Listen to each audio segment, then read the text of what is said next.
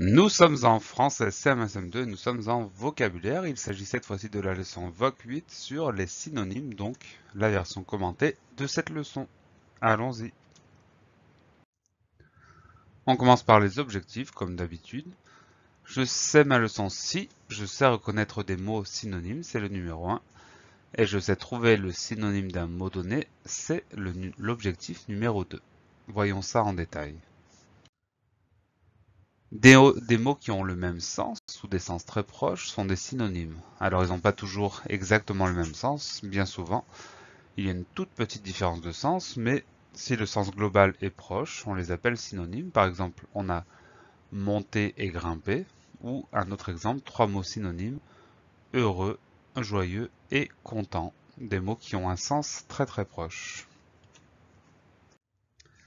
On va faire attention à la chose suivante. Le synonyme d'un verbe est toujours un autre verbe. Par exemple, pour le verbe manger, on aura comme synonyme dévorer. Le synonyme d'un nom est toujours un autre nom, verre et gobelet. Et le synonyme d'un adjectif est forcément un autre adjectif. Par exemple, moche et laid.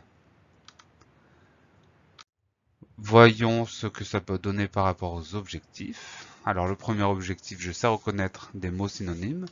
On peut avoir par exemple une liste de mots. Là, il y en a 6 et il s'agit de retrouver les mots qui ont le même sens, c'est-à-dire de faire des paires 2 par 2. Alors, le premier mot de la liste est content. Dans la liste, on va chercher un mot qui a un sens proche du mot content. Donc, on a géant, inquiet, grand, satisfait et stressé. Quand on est content, c'est qu'on est satisfait de quelque chose. Donc ça, ce sont les deux premiers mots synonymes. Il nous en reste 4. On va s'occuper du deuxième. Le deuxième mot de la liste est géant. Et on va chercher un mot parmi ceux qui restent qui a le même sens ou un sens proche du mot géant. Donc là, ce qu'on trouve, c'est le mot grand. On voit qu'il y a quand même une différence de sens entre le mot géant et le mot grand. Grand, ça veut dire de grande taille. Géant, ça veut dire d'une taille gigantesque. Ça veut dire que géant est beaucoup plus fort que grand.